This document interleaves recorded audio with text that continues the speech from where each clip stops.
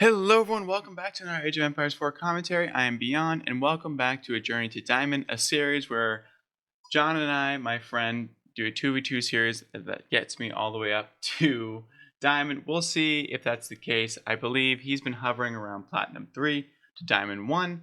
The two opponents right now are both Gold 3, and here is my current ranking, courtesy of AoE 4 World, popping up on the screen. Doing this because I know some of you commented that they wanted to see the ranks of the overall teams and also my ranking specifically. Not in specifically. So that being said, if you are enjoying the content, please do subscribe and leave a like. It really helps us out a ton, and it would really mean a lot to me. Let me just close that really quick. Get into the intros. I mean, I'm Beyond in the purple as the English. I know the English, it's terrible. I'm very sorry. I will be switching most likely for Season 5.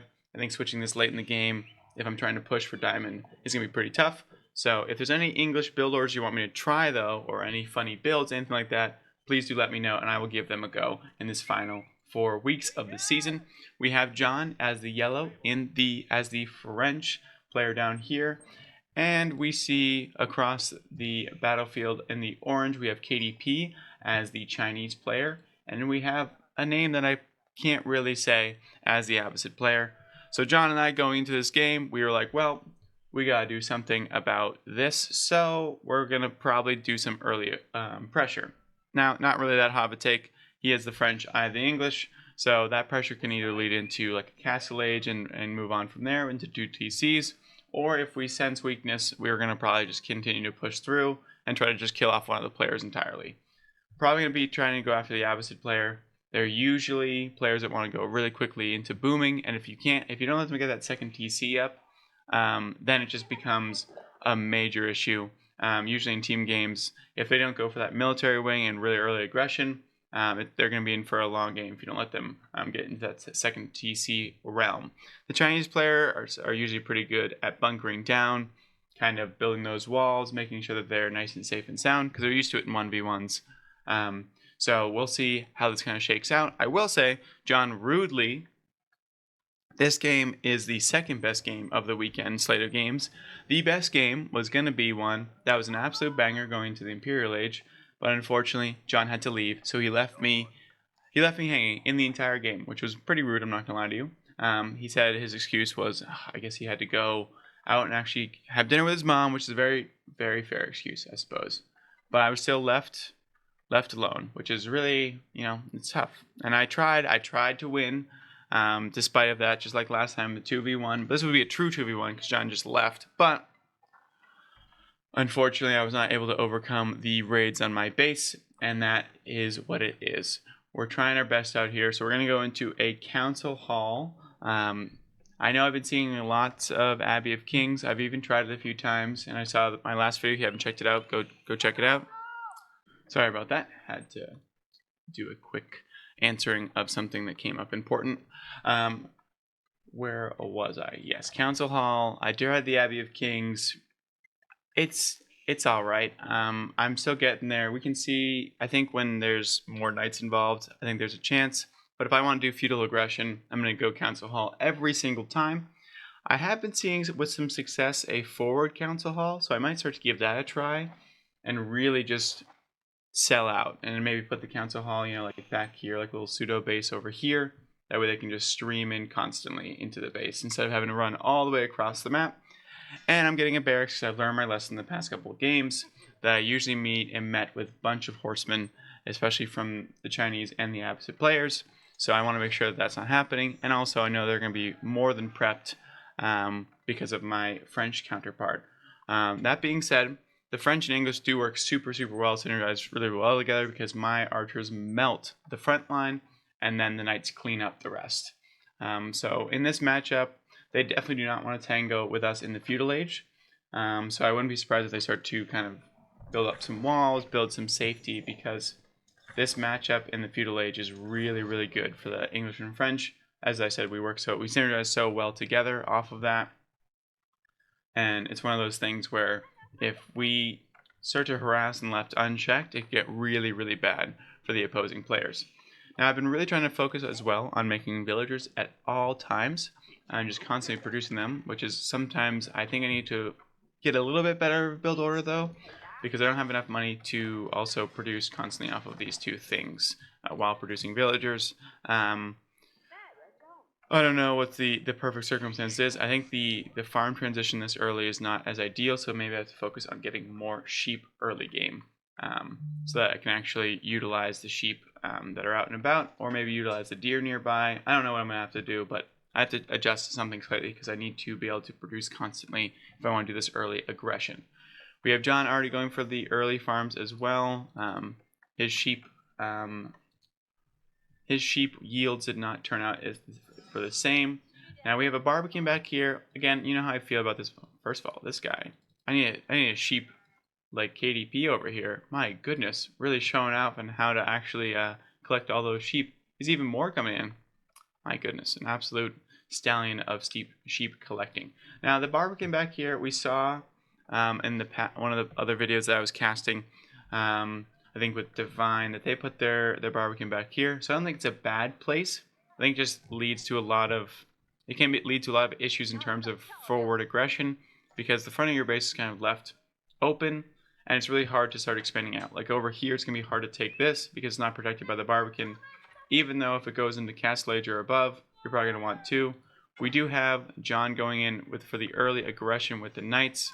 That's what you really want to do early. If you're gonna determine that you're gonna do some sort of aggression early on, you have to do some sort of aggression or make your opponent produce something along the lines to actually combat some of these things. Because if they don't, and they just can continue to boom, if they have two TCs, which you can see the Absa player is starting to do this already, then it's gonna be a really rough time for you, because then you're gonna be left with a good sized army, but you can't break through, and then they're gonna be able to econ in the back of it, and they're gonna all of a sudden hit Castle Age, and you're gonna be dealing with a much stronger force than you ever could have imagined. Chinese player walling off, knowing the English shenanigans are coming. Fortunately for myself, the Absa player did not decide to heed these warnings, and I'm gonna be able to walk right in with these longbowmen and do a lot of damage. Let's see if I can pick off this one villager over here. I decide to misclick a little bit. That's okay. We get one villager, two villagers.